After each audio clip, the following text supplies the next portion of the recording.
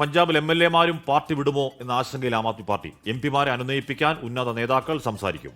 അരവിന്ദ് കെജ്രിവാളിന്റെ നേതൃത്വത്തിൽ ഉടൻ യോഗം ചേരും. ഇന്നലെ ബിജെപിയിൽ ചേർന്ന 3 രാജ്യസഭാംഗങ്ങളെ അയോഗ്യരാക്കാൻ ഉടൻ കത്ത് നൽകും.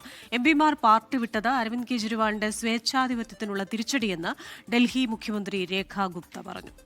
പി ആർ അരവിന്ദ് വാർത്തയുടെ വിവരങ്ങളുമായി ചേരുന്നു. അരവിന്ദ്, പഞ്ചാബിലെ ആപ്പ് നേരിടുന്ന ഏറ്റവും വലിയ പ്രതിസന്ധി കാലമാണിത്. അതിനെ എങ്ങനെ തരണം ചെയ്യാൻ കഴിയും എന്നതാണ് ആ പാർട്ടിയുടെ ആലോചന. ഒന്നും രണ്ടും അല്ലല്ലോ, കുറേയധികം എംപിമാർ അങ്ങോട്ട്, അതും രാജ്യസഭയിലുള്ളവർ അങ്ങോട്ടൊക്കെ അങ്ങ് പോയാൽ അതിനെ എങ്ങനെ അതിജീവിക്കാൻ കഴിയും ആം ആദ്മി പാർട്ടിക്ക്? Arvind, good morning. Good morning Hashmi Christina. പഞ്ചാബിൽ ആം ആദ്മി പാർട്ടിയെ സംബന്ധിച്ചിടത്തോളം വലിയ പ്രതിസന്ധി കാലഘട്ടമാണ് ഇപ്പോൾ ഉണ്ടായിരിക്കുന്നത്. പ്രധാനമായും 2027 ഫെബ്രുവരിയിലാണ് പഞ്ചാബിൽ നിയമസഭാ തെരഞ്ഞെടുപ്പ് നടക്കാൻ പോകുന്നത്.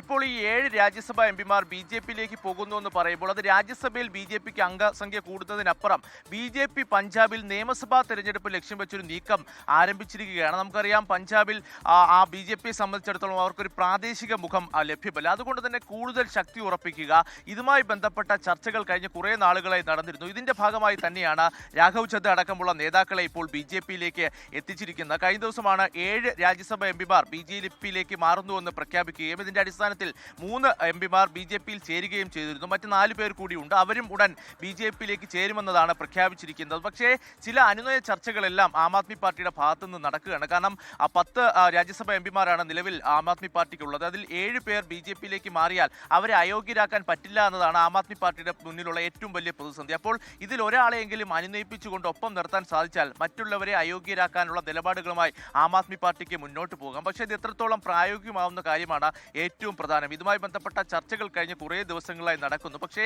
ഇപ്പോൾ നിലവിൽ ആം ആദ്മി പാർട്ടിയെ സംബന്ധിച്ചിടത്തോളം ഉയർന്നു വരുന്ന ഏറ്റവും പ്രതിസന്ധി, ഈ എംപിമാർക്ക് പിന്നാലെ നിലവിലുള്ള MLA-മാർ കൂടി പാർട്ടി വിടുമോ എന്നത് ആശങ്കയാണ്. വലിയ രീതിയിലുള്ള വാഗ്ദാനങ്ങൾ നേരത്തെ തന്നെ BJP MLA-മാർക്ക് നൽകിയെന്നുള്ള വിമർശനം ആം ആദ്മി പാർട്ടിയുടെ ഭാഗത്തുനിന്ന് ഉയർന്നിരുന്നു. BJP മാത്രമല്ല, കോൺഗ്രസ് അടക്കമുള്ള പാർട്ടികളും നേരത്തെ നിരവധി ആം ആദ്മി പാർട്ടി MLA-മാർ തങ്ങളെ സമീപിച്ചിരുന്നു അടക്കമുള്ള വാർത്തകൾ പങ്കുവെച്ചുകൊണ്ട് രംഗത്ത് വരികയും ഇതിനെതിരെ ആം ആദ്മി പാർട്ടി അടക്കം വലിയ വിമർശനം ഉന്നയിക്കുകയും ചെയ്തിരുന്നു. എന്തായാലും പ്രാദേശിക മുഖമില്ലാത്തതാണ് നിയമസഭാ തെരഞ്ഞെടുപ്പിൽ BJP അലട്ടിക്കൊണ്ടിരുന്ന ഏറ്റവും പ്രധാനപ്പെട്ട പ്രശ്നം. പക്ഷേ ഈ എംപിമാർ, ഹർഭജൻ സിംഗ് അടക്കമുള്ള എംപിമാർ പാർട്ടിയിലേക്ക് വരികയാണ്. അപ്പോൾ ഈ 2027 നിയമസഭാ തെരഞ്ഞെടുപ്പിനെ ലക്ഷ്യം വെച്ചുകൊണ്ട് തന്നെയാണ് BJP-യുടെ ഇപ്പോൾ ഒരു നീക്കം ഉണ്ടായിരിക്കുന്നത്. അതേസമയം ഇതിനെ പ്രതിരോധിക്കാൻ നിലവിൽ വലിയ രീതിയിലുള്ള ചർച്ചകളാണ് ആം ആദ്മി പാർട്ടിയുടെ ഭാഗത്തുനിന്ന് നടക്കുന്നത്. അരവിന്ദ് കെജ്രിവാളിന്റെ അധ്യക്ഷതയിൽ ഇന്നൊരു ഉന്നതതല യോഗം ചേരുകയും എംപിമാരോടും അതോടൊപ്പം തന്നെ നിലവിൽ MLA-മാരോട് അടക്കം സംസാരിക്കുവാനാണ് ഇപ്പോൾ ആം ആദ്മി പാർട്ടി തീരുമാനിച്ചിരിക്കുന്നത്. പാർട്ടി ഒറ്റക്കെട്ടായി നിൽക്കേണ്ട ഒരു സമയമാണ്. BJP-യെ ശക്തമായി പ്രതിരോധിക്കണം എന്നതാണ് പൊളിറ്റിക്കൽ പ്രതിരോധമൊക്കെ പറയുന്നുണ്ട്. കാര്യം ഈ അശോക് മിത്തൽ എന്ന് പറയുന്ന അവരുടെ പ്രധാനപ്പെട്ട MP, അവരുടെ ലവ്ലി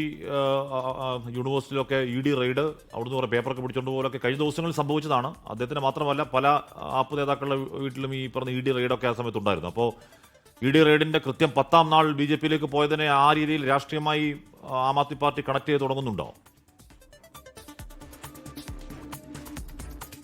കഴിഞ്ഞ ദിവസം തന്നെ ഇതുമായി ബന്ധപ്പെട്ട ആരോപണം ആം ആദ്മി പാർട്ടിയുടെ രാജ്യസഭാ MP സഞ്ജയ് സിംഗ് ഉയർത്തിയിരുന്നു. പ്രധാനമായും അദ്ദേഹം ചൂണ്ടിക്കാണിച്ചത് അശോക് മിത്തലിന്റെ ഭാഗത്ത് നിന്ന്, അല്ലെങ്കിൽ അദ്ദേഹത്തിന്റെ വസതിയിലും അതുപോലെ തന്നെ ഓഫീസുകളിലും ED പരിശോധന നടത്തിയിരുന്നു. കേന്ദ്ര ഏജൻസികളെ ഉപയോഗിച്ചുകൊണ്ട് ഓപ്പറേഷൻ താമര നടത്തുന്നു എന്നതാണ് സഞ്ജയ് സിംഗ് ഉയർത്തിയ പ്രധാന ആരോപണം. പക്ഷേ നമുക്കറിയാം, അശോക് മിത്തൽ ഇതുമായി നമുക്ക് രാജീവ് ചദ്ധയെ മാറ്റിക്കൊണ്ട് ഉപാധ്യക്ഷ സ്ഥാനം അശോക് മിത്തലിന് നൽകിയിരുന്നു. പക്ഷേ ആ അശോക് മിത്തൽ കൂടി BJP-യിലേക്ക് പോകുന്നതാണ് കാണുവാൻ സാധിച്ചത്. കേന്ദ്ര ഏജൻസികളെ ഉപയോഗിച്ചുകൊണ്ടുള്ള ഭീഷണിയാണ്. അതിൽ വലിയ രീതിയിലുള്ള സമ്മർദ്ദം ചെലുത്തിയതിന് പിന്നാലെയാണ് ഇത്തരമുള്ള കൂറുമാറ്റം ഉണ്ടാകുന്നതെന്ന് ആം ആദ്മി പാർട്ടി ചൂണ്ടിക്കാണിച്ചിരുന്നു. ഇതിനെതിരെ വലിയ പ്രതിരോധവും അതുപോലെ തന്നെ പ്രതിഷേധവും നടത്തുവാൻ തന്നെയാണ് ആം ആദ്മി പാർട്ടി തീരുമാനിച്ചിരിക്കുന്നത്. നേരത്തെ തന്നെ ഇതുമായി ബന്ധപ്പെട്ട ഈ ഓപ്പറേഷൻ താമര ആരോപണം ഡൽഹിയിലായാലും പഞ്ചാബിലായാലും നിരന്തരം ആം ആദ്മി പാർട്ടി ഉയർത്തുന്നതാണ്. എന്തായാലും ശക്തമായ പ്രതിരോധം ഉണ്ടാകും. പക്ഷേ ആദ്യം നിലവിൽ എംപിമാരെ ഒപ്പം നിർത്തുക, അനുനയ ചർച്ചകൾ നടത്തി ഒരു പ്രശ്നപരിഹാരത്തിനാണ് ആം ആദ്മി പാർട്ടി ശ്രമിക്കുന്നത്. നിലവിൽ 3 എംപിമാർ ഔദ്യോഗികമായി ഇന്നലെ തന്നെ BJP-യിൽ ചേർന്നിരുന്നു. ഇവർക്കെതിരെ അയോഗ്യത അടക്കമുള്ള നടപടികളുമായി മുന്നോട്ട് പോകാനും ആം ആദ്മി പാർട്ടി തീരുമാനിച്ചിട്ടുണ്ട്. ഇതുമായി ബന്ധപ്പെട്ട കത്ത്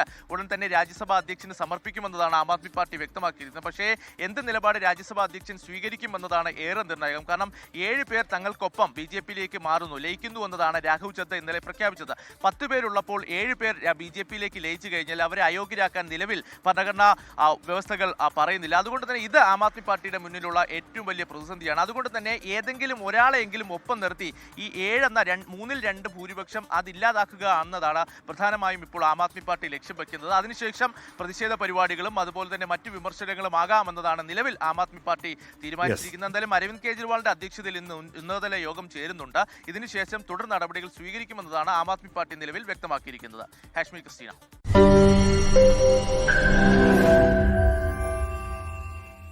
ലോകത്തെവിടെയായാലും ഏത് സമയത്തും 24 വാർത്തകളും ഓഗ്മെന്റഡ് റിയാലിറ്റി പാക്കേജുകളും എക്സ്പ്ലെയിനറുകളും വിശദമായി കാണാൻ ഞങ്ങളുടെ യൂട്യൂബ് ചാനൽ നിങ്ങൾക്ക് സബ്സ്ക്രൈബ് ചെയ്യാം.